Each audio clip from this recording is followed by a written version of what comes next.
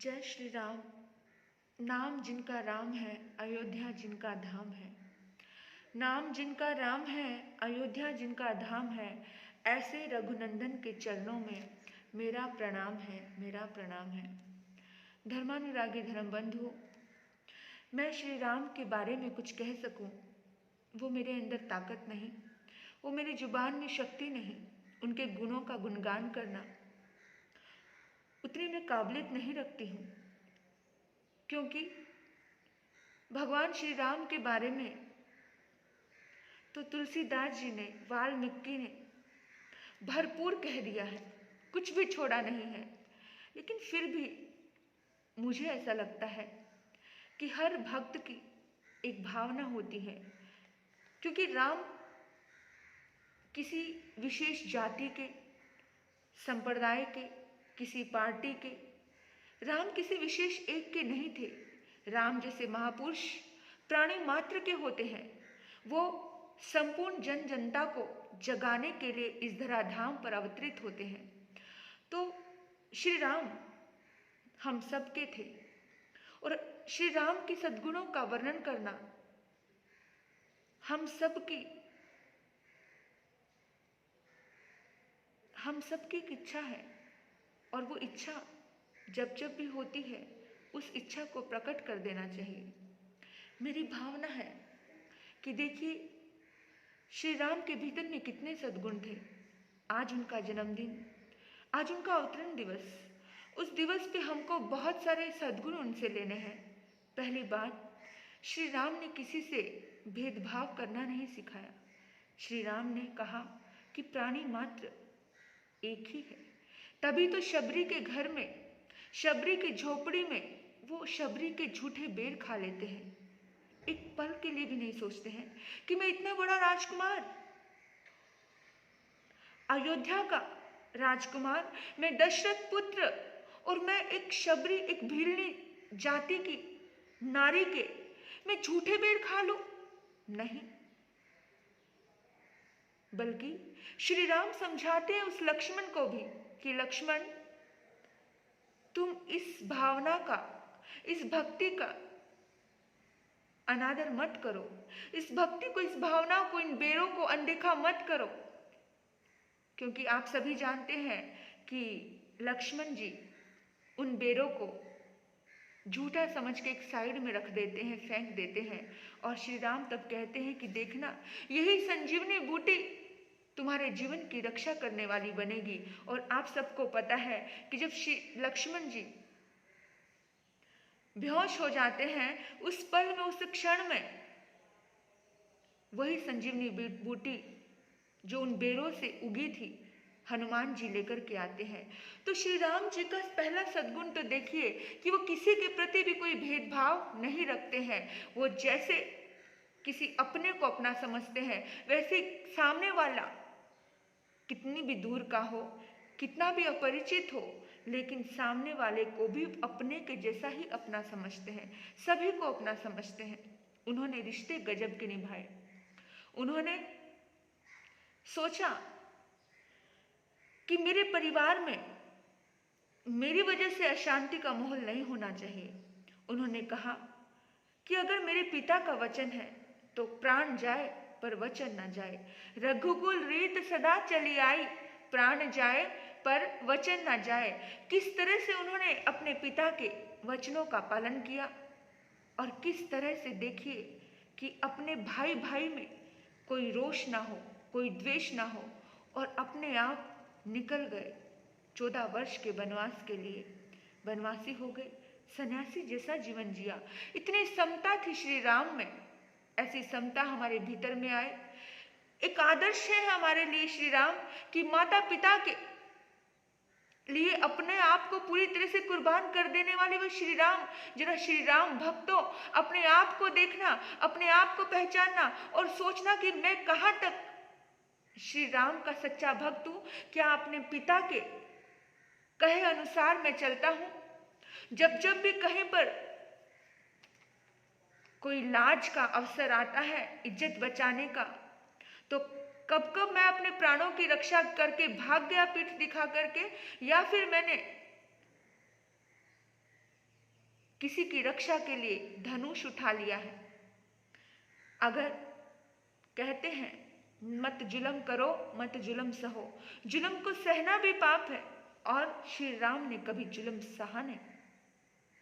शौहर हो तो श्री राम के जैसा हो, जो अपने आप को मारने के लिए तैयार खड़ा है। श्री राम ने हमें सिखाया कि सामने कितनी भी बड़ी शक्ति हो, कितना भी बड़ी ताकत हो, लेकिन घबराना मत, धैर्य रखना। श्री राम ने हमें समझाया कि कभी भी पीठ मत दिखाना। अगर सामने बुरी शक्तियां हैं, अगर शैतान की ताकत होती है तो भगवान की भी ताकत होती है। श्री राम के वचनों पर जरा गौर करना। वो कभी भी अपने कर्तव्यों से विमुख नहीं हुए।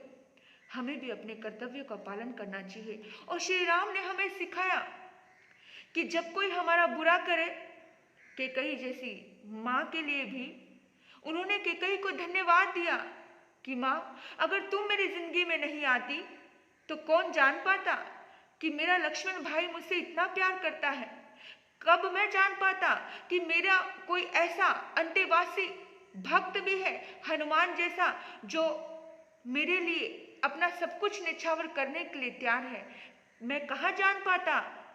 माँ कैकेयी, तेरी बदौलत जान पाया कि भरत राज्य के प्रति अनासक्त भाव से जीता रहा, और भरत ने मेरे खड़ाऊ अपने सिंहासन पे रखे।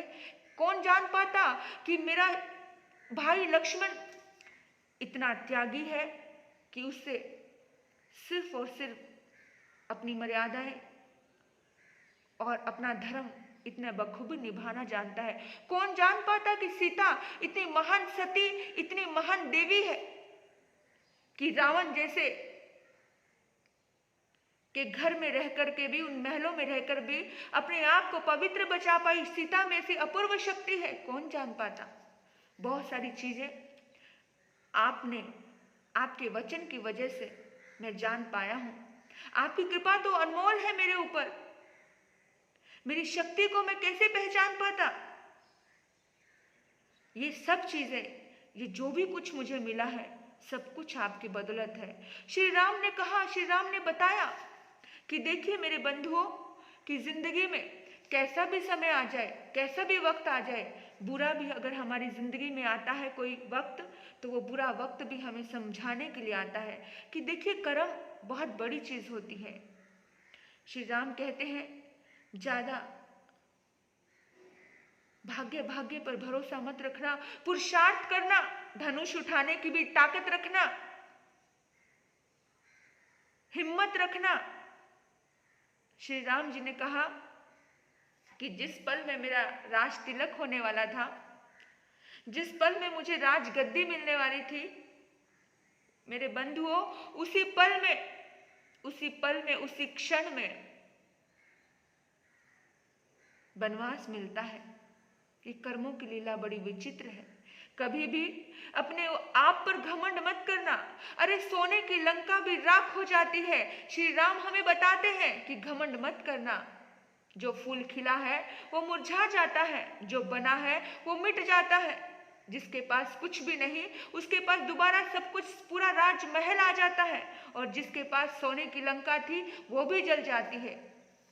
कभी भी अहंकार मत करना, ईगो मत करना, समर्पण का भाव रखना। श्री राम हमें सिखाते हैं, बहुत सी चीजें सिखाते हैं, बहुत सी चीजें। त्रेता युग में श्री राम ने हमें कहा कि केवल वीरता से ही काम नहीं चलता है, वीरता के साथ धैर्य का भाव भी रखना, धीरज रखना, सद्भाव रखना, और हमेशा कैसी भी विपत्ति आ जाए, विपत्ति में धैर्य रखना भी बहुत जरूरी है। पुरुषार्थ भी बहुत जरूरी है। जिस कदर लक्ष्मण ने एक लक्ष्मण रेखा खींची थी, उस लक्ष्मण रेखा को निभाना भी जरूरी है। जिसने भी लक्ष्मण रेखा का उल्लंघन किया है, वो आत्माएं एक दिन लूटी गई है। सीता ने लक्ष्मण रेखा का उल्लंघन किया, सीता के साथ धोखा हुआ। इसलिए मेरे बंधुओं, आज भी एक लक्ष्मण रेखा हमारे चारों तरफ खींची जा रही है। कोरोना है, भय है लुट जाने का, मर जाने का। तो आज रामनवमी के इस अवसर पर अपने आप को बचाना है तो श्री राम जी के बताए हुए उन संदेशों का जरूर पालन करना। एक लक्ष्मण रेखा को जरूर याद रखना कि घर से बाहर हमें नहीं निकलना है। कोरोना जैसी महामारी है, इसमें धैर्य रखना है और धैर्य रख कर के एक साहस से हमें आगे बढ़ना है, इस कोरोना को भी हराना है। रामनवमी के शुभ अवसर पर मैं आप सभी को बहुत सारी शुभकामनाएं देती हूँ, ढेर सारी दुआएं देती हूँ कि आप निरंतर बहुत सारे सुखद एहसासों से भरो। आप निरंतर भगवान श्री राम की अच्छी सुंदर वचनों का पालन करो। उनकी मर्यादाएं हमारे भीतर में आए, आपके भीतर में आए। उनका साहस, उनके सद्गुण, उनके रिश्ते निभाने का जज्बा, उनका त्याग, उनकी शूरवीरता, वो सभी कुछ हम सबके जीवन में आए। यही शुभकामनाएं आज रामनवमी के शुभ अवसर पर मैं कर रही हूँ।